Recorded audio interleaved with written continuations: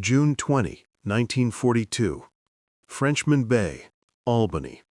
Salt spray stings the eyes, gulls wheel like torn pages above, and the ocean carries a low, mechanical thrum. On deck, men in oilskins shout over the churn of diesel and the staccato clack of winches. A submarine rides low in the water, her dark deck slick. Below, something designed to kill slides out of a tube and into the gray wash. 70 feet of iron and nightmare, the Mark 14 fish, humming on its own power, a self-contained promise of violence. The scene is not a battle, it is a test, and yet it has the same hush as the moments before a torpedo's wake breaks toward a target. Rear Admiral Charles A. Lockwood, newly arrived in the theater, squints into the spray and watches the white finger of a torpedo wake strike the submerged test net. Men lean across the rail, faces carved sharp by worry and salt. For months, the submariners have been bringing back stories, perfect shots that end with a dull clang and nothing more. Torpedoes that burrow under a ship like ghosts, and explosions that echo miles away from any visible target. The sound is bitterly familiar, effort without result. The crew in the boat knows every motion by muscle memory. They have rehearsed attacks in their sleep. Here, on this morning in Albany, the truth will punch up through the water. Lockwood has summoned a simple experiment. Fire torpedoes set to a given depth through a submerged net so that the holes tell a plain story. The first fish slices through at a depth that does not match its setting. The hole high in the net betrays a torpedo riding far lower than its dial promised. A second shot tells the same tale. What the men watching see on the net is no accident, but a pattern. Torpedoes running 10, sometimes 15 feet deeper than set. The nets mark the truth in ragged, seawater-slick holes. For the skippers who have returned from patrol after patrol with empty bags, the net is vindication. For the bureaucracy in Newport and Washington, it is a challenge to an established theory. The Mark 14 had been a secretive child of the Bureau of Ordnance, a complicated assembly of speed, gyros, depth machinery, and the Mark 6 magnetic exploder, and the Navy's confidence in its design had been absolute. But confidence cannot alter the facts punched in the canvas of a test net. The Mark 14 did not arrive fully formed into the fleet. Its design lineage stretches back to the early 1930s, a peacetime product shaped by tight budgets, secrecy, and choices that would later prove costly. A long hull to improve range and speed, an alcohol-fueled steam turbine capable of 46 knots, and a radical detonation mechanism beneath the keel, the Mark 6 magnetic influence exploder, conceived to break a ship's back by detonating under it, rather than punching a hole in its side. The exploder was the Navy's secret weapon, wrapped in layers of compartmentalization and guarded so closely that even the enlisted torpedo men were mostly kept in the dark. Live destructive testing of the exploder was exceedingly rare. Where tests were run, they were often designed to preserve the torpedo. Practice warheads, nets, and static baths gave comforting but misleading numbers. The result, by the time war arrived, was a fleet going to battle with a torpedo that had never been properly tested in the conditions it would face. On the decks and in the tight, diesel-scented compartments of the submarines, the consequences of that secrecy played out in human terms. Commanders like Lieutenant Commander Dan Daspit of USS Tennessee stared through periscopes at ships made helpless by engine trouble or weather and set up textbook shots only to hear torpedoes hit and then do nothing.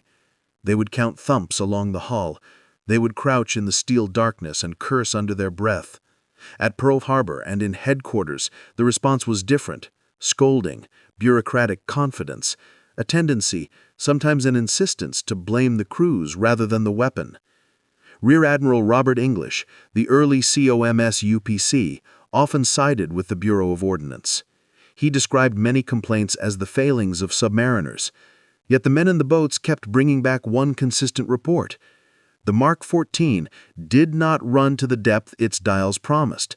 Its magnetic exploder exploded early or not at all, And its contact firing mechanism, the factback that should have ensured detonation on impact, sometimes failed catastrophically when the torpedo struck square on.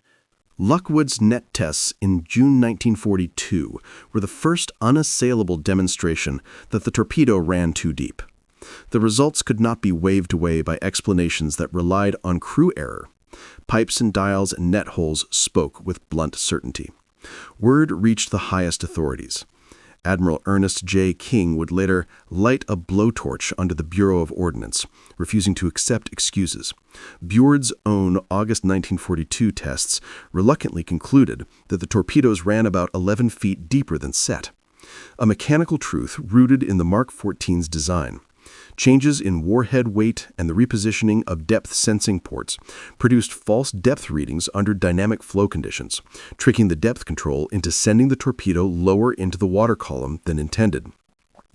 A device that had been tested in static pools gave misleading comfort when dynamic seawater flow effects were the real enemy. Deep running explained many of the early misses. A torpedo that slipped beneath a hull would never touch the side to trigger a contact exploder, and if the magnetic exploder could not sense the hull above it because of that depth error, nothing would happen. But solving that problem revealed others.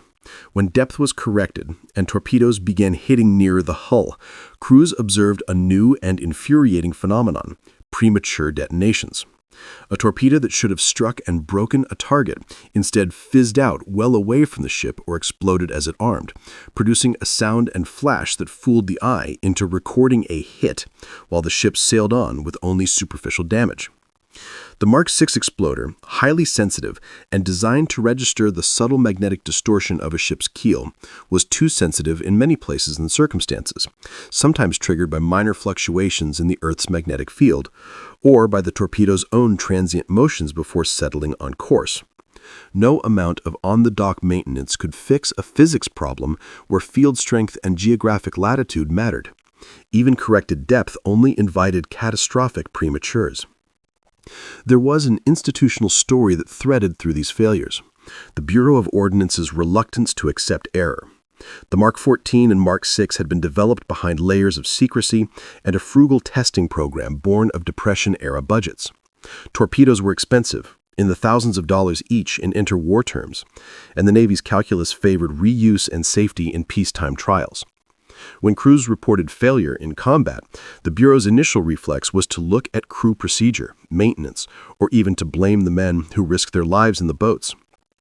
Rear Admiral Ralph W. Christie, himself intimately involved in the development of the exploder, clung to faith in his creation. In his command, officers who questioned the torpedo's reliability risked transfer. That institutional stubbornness added months to the agony of men at sea. For practitioners like Lockwood, it became personal. He would fly to Washington, make plain his anger, and insist on action. The friction between field evidence and bureaucratic pride would shape the pace at which fixes arrived and the lives lost in the meantime. The human cost of bureaucratic delay and design failure is easiest to feel in the logs and faces of the submarine crews. Imagine a night patrol off a shipping lane, periscope up, the target's rolling deck lamps catching moonlight, the gyro set, bearings taken to the piece of a degree, torpedoes warmed and spinners humming. The tube doors close with a metallic sigh. In the dark, the torpedo men count the seconds, the spread, watch the wake slip away under the black. Then the jarring sound of hits, a thump repeated down the hull, and nothing. The skipper orders pursuit, then another attack. More torpedoes vanish into the sea and leave only unanswered thumps. Crews return to base hollowed with the knowledge that they had come to fight but carried weapons that betrayed them. Many skippers were relieved in the months after Pearl Harbor. The Navy replaced commanders wholesale in 1942, looking for a fire in the bow and a tactical aggressiveness that mattered. But no change in seamanship could make a defective weapon explode. At the center of the eventual remedy was a small cohort of stubborn technicians and officers willing to disobey comfortable bureaucratic conclusions. Commander Charles B. Swede Mobson, a submarine engineer of rare practical instinct, joined Lockwood's investigation.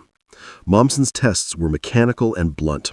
Warheads dropped from crane onto cliffs to simulate high-speed impacts. Torpedoes fired through nets, and the meticulous trial and error that the peacetime laboratory had never performed for fear of wasting a torpedo. These crude but truthful trials demonstrated that the contact firing mechanism failed under the high decelerations the fast Mark 14 experienced. Heavy firing pins and parts bound under impact and failed to detonate the booster.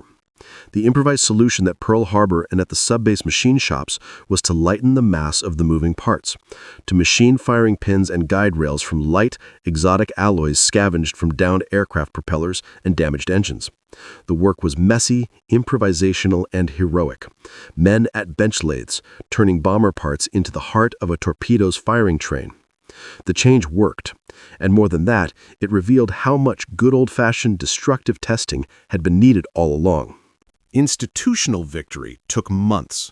The Bureau of Ordnance grudgingly conceded depth errors in August 1942, but the mark of true change was operational. SINK, Chester Nimitz, ordered the deactivation of the magnetic exploder on June 24, 1943, effectively telling submarines to rely on contact detonation alone while more permanent fixes were developed. In the months that followed, improved contact pistols began to reach the fleet. September 1943 is the noted delivery date for the first torpedoes with rebuilt contact pistols, and depth sensor ports were moved to minimize hydrodynamic error, among other fixes. By late 1943, Lockwood refused to load a boat unless every torpedo had a contact pistol that met his stamped standard. The cumulative effect of these technical and procedural changes was stark. After nearly 2 years of crippling reliability problems, the Mark 14 became a dependable weapon, and U.S. submarines began to exact the punishing price on Japan's supply lines that would, in the aggregate, help strangle its war economy. Those results were enormous in scale and ruthless in consequence. Over the course of the Pacific War, U.S. submarines sank millions of tons of Japanese shipping. Numbers tallied in the report extract in this file place total Japanese shipping sunk at roughly 10,689,800 tons, with an additional 5,785,500 tons damaged by submarine action. By another metric, U.S. submarines were credited with sinking 1,178 Japanese merchant vessels, about 5,053,491 tons by August 1945, with more than half of Japanese merchant tonnage ultimately sent to the bottom by submarine efforts. These figures are not abstract. They are the arithmetic of blockade, hunger, and fuel starvation. They are the subtraction of raw materials from shipyards and engines from fleets. The torpedo that had once been an embarrassment would, when mended, become one of the instruments by which Japan's capacity to feed and fuel its war was undone. On that rainy morning in Albany, the holes in the net were a small, immediate truth. They were the beginning of a hard, stubborn reckoning with design errors, with institutional denial, and with the human cost of delay. For the men who fixed the firing pins at the subbase, for Lockwood and Momsen who forced tests into being, and for the skippers who refused to accept polite but false explanations, the net's ragged tears were a promise and a warning. The next chapter in the story would be about how those fixes spread into the fleet and how, once reliable, the Mark 14 and its sisters became the teeth at the throat of Japan's merchant marine. But for 2 long years, the months of panic, soundless misses, and bureaucratic dispute, the torpedo's failures shaped patrols, tactics, and fates. The sea kept its counsel, and men learned in the only language the ocean speaks, loss and hard-won correction. November 1943, Pearl Harbor, submarine base. The morning light dripped gold over the battleship Roe's scarred remains, the water still holding a dull, oily sheen of memory. At the submarine piers, diesel engines rumbled awake one by one, and the smell of oil and brine filled the air like incense. Crews moved quickly, checking the brass valves and greasing the torpedo loading rails. Every motion carried a charge of quiet confidence that hadn't been there a year earlier. The boats no longer carried a curse in their tubes. They carried vengeance. Rear Admiral Charles Uncle Charlie Lockwood leaned over the pier rail, hands on his hips, eyes narrowing as a crane swung a Mark 14 into the open torpedo hatch of the USS Wahoo's sister boat. The torpedo glinted in the Hawaiian sun, its nose freshly painted, its depth dial newly calibrated, and its heart rebuilt. For Lockwood, every loaded weapon was a statement of defiance against two enemies, the Imperial Japanese Navy and the Bureau of Ordnance that nearly cost the Navy the Pacific. The testing and arguments of the previous year had borne fruit. The magnetic exploders were disabled fleet-wide, the contact pistols redesigned, lightened, and honed to detonate even at head-on impact. The depth mechanisms re-gauged with brutal precision. Now when a skipper fired, he could trust that the white wake slicing across the sea meant death to the target, not humiliation. In the base workshops, machinists made miracles in iron and sweat. They had become artisans of revenge, reshaping the Mark 14's internals with scavenged materials, machining pins and triggers by hand, guided by the crude but proven test data from Lockwood's net trials. They spoke of the torpedo with a mechanic's affection and a survivor's bitterness. To them, every detonation was a small victory over disbelief itself. Lockwood's office buzzed with reports, torpedoes striking tankers, freighters, destroyers, and this time, exploding. Patrol logs told of fireballs lighting up the night in the Bismarck Sea, of ships rolling over within minutes. Messages came in coded brevity, but burned with satisfaction. Hit. Broke ship in two. Contact exploder performed perfectly. For the Japanese, the change was almost imperceptible at first, an invisible shift beneath the waves. Convoy routes that had seemed safe began to bleed ships. Tankers vanished without trace, cargoes of oil, coal, and rubber never arrived. At first, Japanese naval intelligence dismissed it as coincidence, an unlucky streak, or perhaps improved American luck. After all, they had seen how feeble the U.S. submarine campaign had been in 1942. They believed American torpedoes were slow, their warheads weak. A senior officer in the combined fleet reportedly joked, even when they hit, they only scratch paint. That complacency, born from early war experience, would cost Japan its lifelines. By late 1943, when the Mark 14s began to work as designed, the U.S. submarine force became the quiet, grinding instrument of annihilation. The Pacific was vast, but in every dark corner, a wolf now prowled. The improved torpedoes made ambushes brutal and final. In December, Commander Dudley Mush Morton and the USS Wahoo's successor, USS Tang, prowled the Japanese shipping lanes north of Truk. The sea was a mirror, and the radar operator's voice was tight. Contact. Multiple. Bearing 095. Range 10,000 yards. Tang surfaced to attack. Her new torpedoes hissed into the night, their wakes curling like white claws toward a convoy of freighters. The first explosion came like a cannon under the sea, a dull concussion that lifted water in a tall column. The second tore through a fuel ship, igniting a column of fire that painted the clouds orange. Morton whispered to his exec, "They'll never call them duds again." The message radiogram he sent later was pure Lockwood satisfaction. New pins work like a dream. Every one went off. Japan's shipping losses began to skyrocket. Merchantmen fell faster than they could be built. In Tokyo, reports arrived daily. Maru after Maru missing, presumed sunk.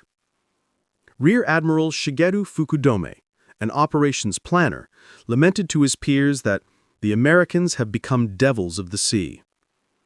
The phrase spread quietly through Japanese naval circles, a recognition that something fundamental had changed.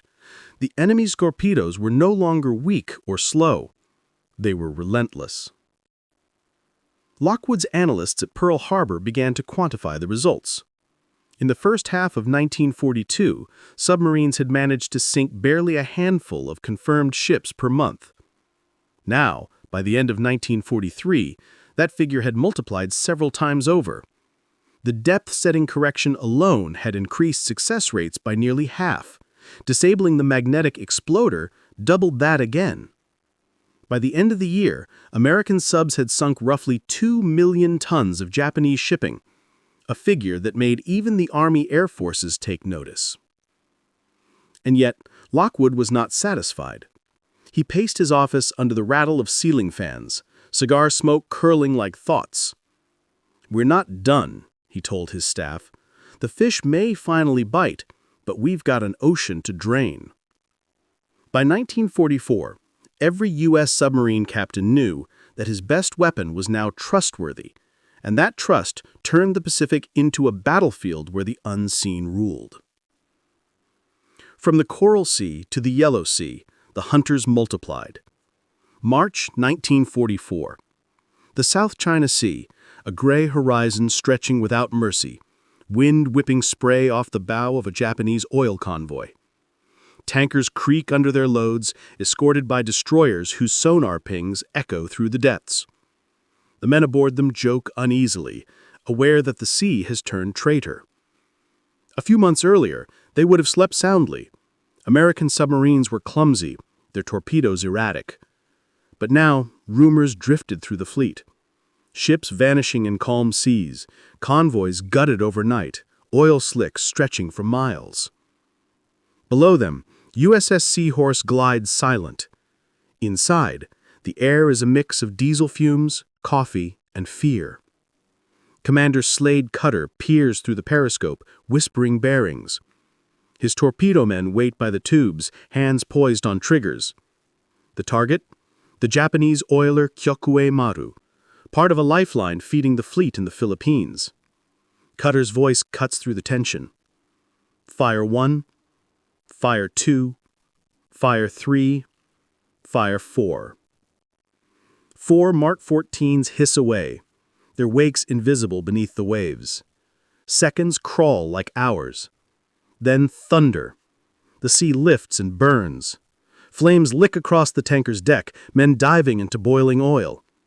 In the control room, the crew erupts in cheers, fists pounding steel. Cutter just nods once. That's for Tenosa. He remembered the sub that once fired 15 duds and nearly sank in shame. By spring of 1944, Lockwood's Pacific Fleet submarine force had become a silent arm of strangulation.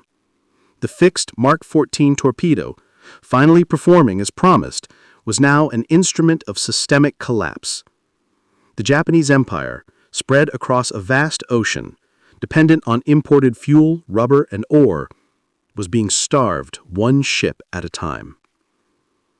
Japanese admirals, who had once scoffed at American torpedoes, too slow, too light, unreliable, now watched their convoys vanish. The arrogance of early 1942, when American submarines were dismissed as a nuisance, had curdled into dread. The Imperial Navy had underestimated a weapon that, when perfected, struck not in fury, but in silence. A classified combined fleet report from May 1944 admitted what frontline officers already knew. Enemy submarines now operate with precision. Torpedoes strike beneath the hull. One hit, total loss. Lockwood read captured excerpts later with grim satisfaction. The very design Bew-Ord had once defended, the under-keel detonation concept, was finally achieving its intended effect now through reliable contact hits rather than magnetic guesswork. At Pearl Harbor, intelligence officers began assembling a picture of Japan's collapsing logistics. Each dot on the map, every convoy route from Borneo, Sumatra, and Formosa, was a line of red ink slashed by submarines. Fuel deliveries to the home islands fell by half between January and June 1944. By autumn, refinery output in Japan was down to a fraction of wartime need.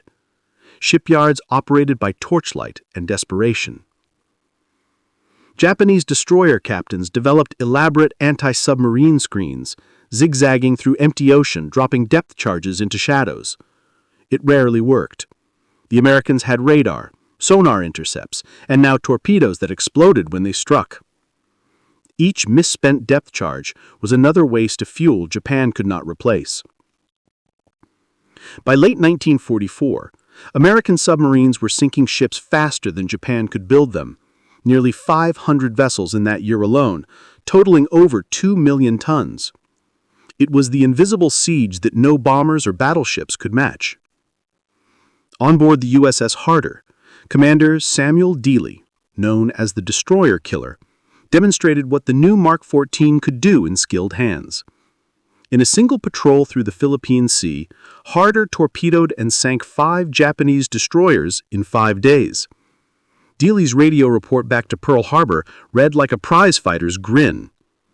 5 down, fish perfect, ocean full of oil and pieces.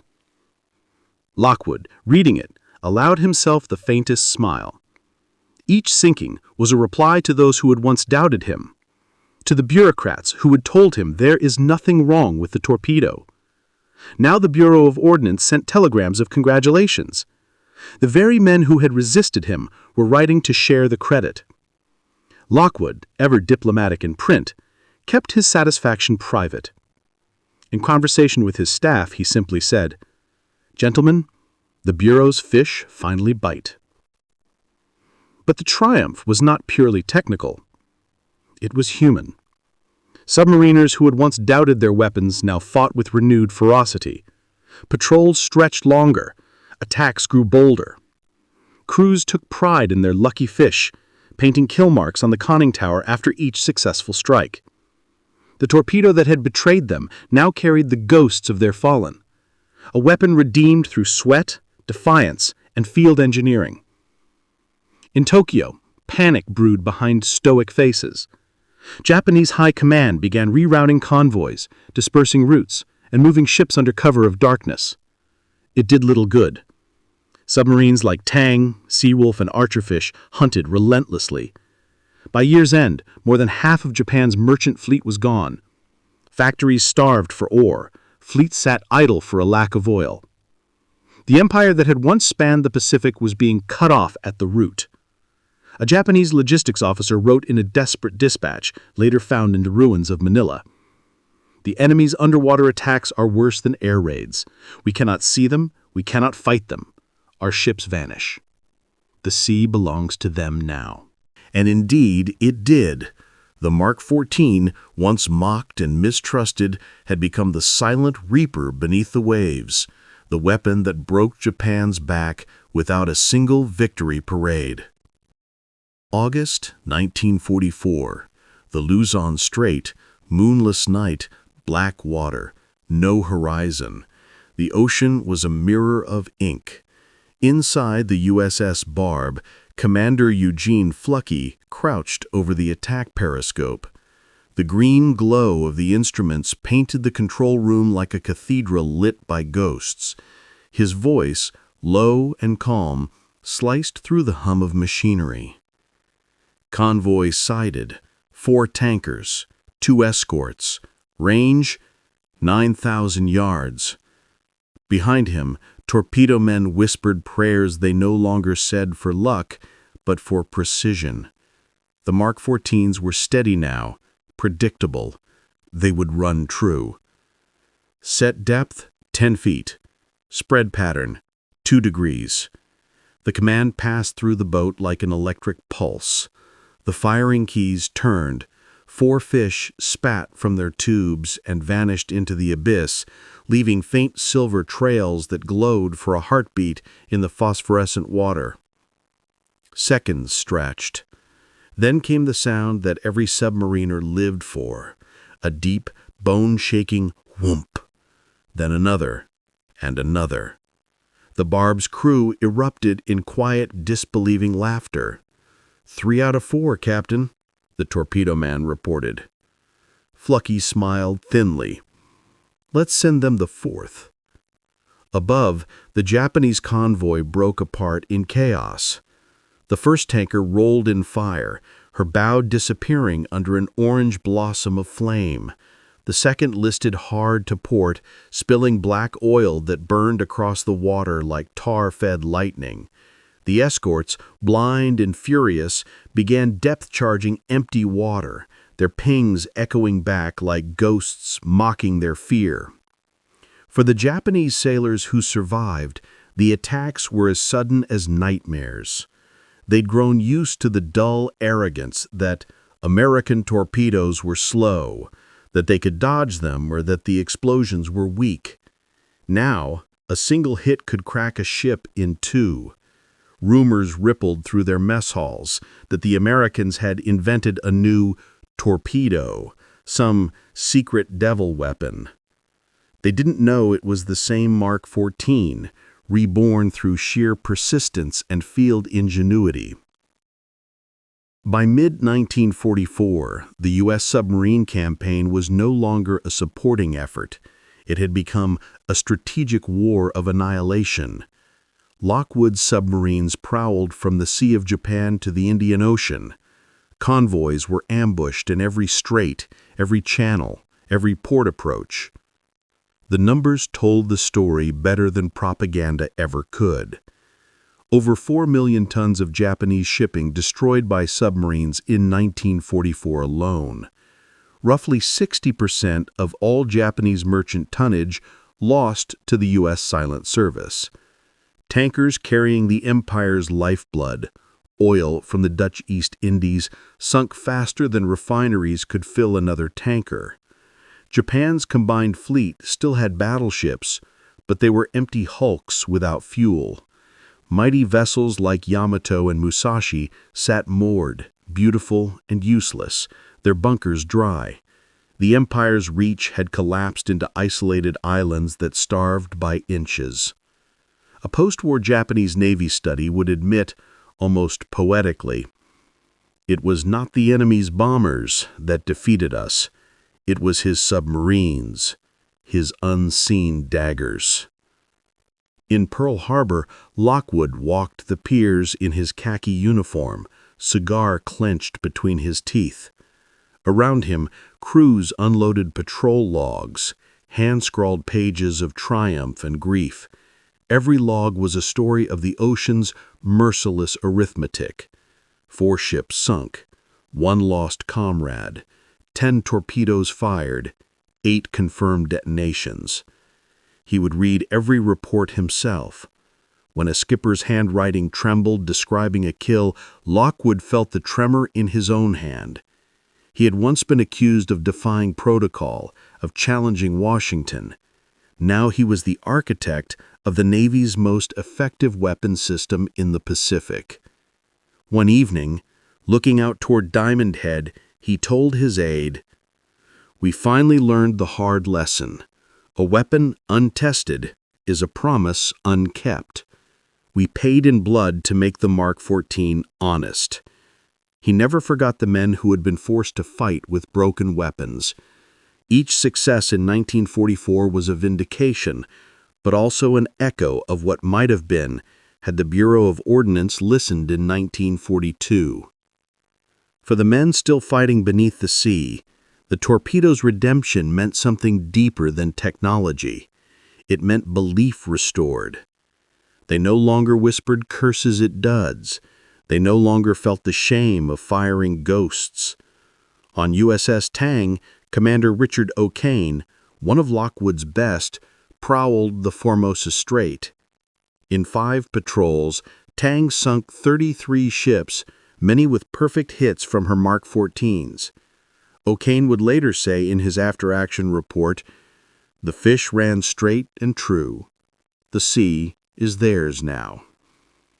By the time Tang sailed her final patrol in October 1944, the Japanese Empire was already bleeding out.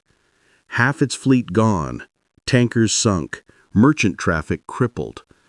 The once mocked slow American torpedoes had become the quiet architects of Japan's collapse. Even the Imperial Navy's top brass, once dismissive, once mocking, had turned grim. An aide to Admiral Toyota later recalled a bitter remark made that autumn. "The Americans' torpedoes were fools once. Now they are executioners." And so they were. The ocean that had once hidden American failures now hid Japan's demise. Wrecks lay scattered across the Pacific seafloor, rusted tankers, split freighters, shattered destroyers, all victims of a weapon born flawed and perfected through fury. Above those silent graves, the Pacific rolled on, calm and endless, pretending not to remember. September 2, 1945, Tokyo Bay. Aboard the USS Missouri, the air hung thick with diesel fumes, salt, and the metallic scent of surrender. Japanese officials bowed stiffly over documents, pens scratching the end of an empire. Cameras clicked, flags stirred, and history turned its page. But far below the ceremony's calm surface, beneath the Pacific that gleamed in the sunlight outside, lay the real gravestones of Japan's defeat. Thousands of ships broken open by torpedoes that had once been the Navy's greatest embarrassment. Across the ocean, in Pearl Harbor, Admiral Charles Lockwood stood in his office, looking out at the submarines moored quietly along the piers, boats that had returned from war tired, dented, but victorious. Each one carried scars that did not show, the heat of depth charges, the silence of lost comrades, the long nights of waiting for explosions that never came. The Mark 14 torpedo had started the war as a liar. It ended it as judge and executioner. Lockwood lit his cigar slowly. On the wall behind him hung a framed copy of a Bureau of Ordnance letter dated 1942, one that had once dismissed his complaints about dud torpedoes as operator error. He'd kept it there for 3 years, not out of spite, but as a reminder. Beside it hung a chart of Japan's sunken shipping, a forest of red ink across the Pacific. A lieutenant entered with the final war summary reports. "Sir," he said quietly, "subpack totals are confirmed. 10 million tons sunk, nearly 60% of all Japanese merchant tonnage." Lockwood exhaled, smoke curling around the sunlight. 10 million, he repeated. Not bad for slow fish. The irony wasn't lost on him. In 1942, Japan had laughed. Its admirals, flush from victory, called American torpedoes toothless. Submariners from the Imperial Navy joked that U.S. attacks were like blowing bubbles. American crews, meanwhile, had been risking their lives with weapons that refused to explode and being told it was their fault. The early war years had been an agony of faith, men questioning whether courage alone could overcome betrayal by their own machines. But in the end, the truth beneath the waves reversed everything. Once fixed, the Mark 14 torpedo and its later sibling, the electric Mark 18, became the silent engines of destruction that Japan could not match. No air raid, no carrier strike, no single battle had crippled the empire as effectively as the relentless campaign of the silent service. By 1945, U.S. submarines, just 2% of the Navy's total manpower, had sunk over 55% of Japanese merchant tonnage and 30% of its warships, including carriers, cruisers, and destroyers. Tankers stopped sailing. Factories ran out of coal. Steel production fell by 80%. Even food could no longer reach the home islands. Japan's war machine didn't explode. It starved. And that starvation had begun in the cold, mechanical guts of the Mark 14. In Japan, survivors understood it long before the surrender. In late 1944, as the empire's shipping lanes vanished, Admiral Fukudome wrote in his diary, "The enemy's undersea craft are our unseen doom.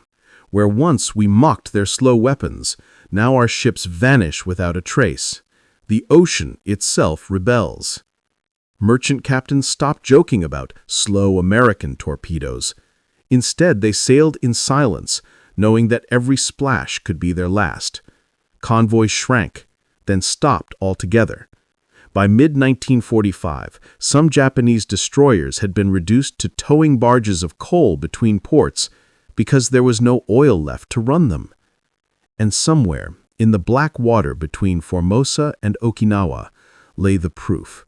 Rusted hulls and silent bones, marking where arrogance met engineering. Lockwood's men came home quietly. There were no parades for submariners. Their war had been too secret, too unseen. In the naval hospital wards, men who had lived months beneath the sea stared at the sky like strangers seeing it for the first time. Their stories, written in logbooks and whispered in bars, all shared one refrain. When the fish worked, we owned the sea. The Mark XIV's legacy is written, not in glory, but in irony. It began as a weapon so unreliable that men risked court-martial for questioning it. It ended as the blade that severed Japan's arteries. And perhaps somewhere in that lies the lesson Admiral Lockwood kept close to heart, a truth as sharp as steel and as deep as the Pacific. Technology is only as strong as the courage to question it. The sea keeps its secrets, but the wrecks remember. Beneath miles of black water, where sunlight never reaches, lie the twisted hulls of a vanished fleet, a silent graveyard of arrogance, invention, and redemption. And every now and then, when sonar sweeps across the wreck of a Japanese tanker and echoes back the hollow ring of steel, it carries a whisper through time, the sound of a slow American torpedo that finally kept its promise